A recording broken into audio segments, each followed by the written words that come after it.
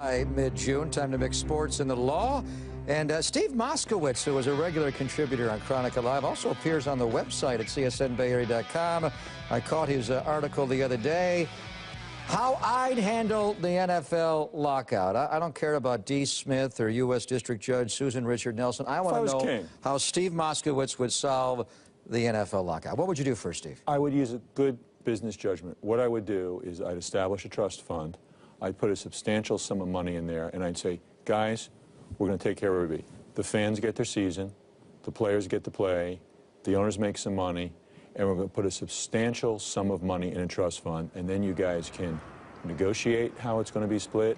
You can sue each other, and even if it takes years, money is there. You can split it later. And what you have to do is, you know, Greg, before I was a lawyer, I was a CPA, so I can do complex mathematical calculations. Right. A larger percentage of zero is zero. Okay, but I'm not sure D. Smith is going to go for this, because when Susan Richard Nelson made her ruling, she said the players are suffering a hardship now because how do they pay their mortgage and their car payments? So how much of the trust is going to be tied up on the players' wages they would ordinarily earn right now? The bottom line is we'd figure out the numbers later, but I'd have a substantial sum. Everybody would be able to pay everything, but there's going to be an excess. What this is really over is there's an excess. Does it go to the players? Does it go to the owners? That's the real issue here. And I would take a portion, and then we figure out who gets what, whether they settle it themselves or they try it, but everybody wins that way, and that's been done before. All right, tell me about this 8th U.S. Circuit Court of Appeals in St. Louis. They temporarily issued a stay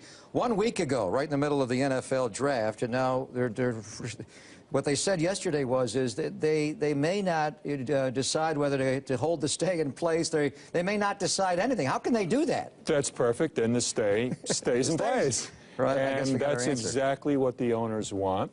And then we go ahead and we have the briefing schedule. All right, so the stay is a hold, and right now it is held, so the NFL lockout continues. Speaking of staying, Barry Bonds on May the 20th is going to be back in the court of law. Might it be that the original ruling of the jury will not stay, and this judge will overturn things? It's possible, but it's a long shot. If a jury finds somebody not guilty, we're done. But if a jury finds somebody guilty, the judge can take it away from the jury and say, you didn't have the evidence, and say, not guilty. It happens, but it's rare. I don't think it's going to happen in this time. Then the lawyers ask for a new trial. Basically, what they're trying to do is they're trying to get it thrown out. If they can do it, that's great. My guess would be that's not going to happen, and then we're going to go in and have appeals, and that's going to last for quite a while. All right, we'll find out in 15 days hence, and we'll be talking about it with Steve coming up in the ensuing days on Chronicle Live. Welcome back. Happy Cinco de Mayo to you. Thank you.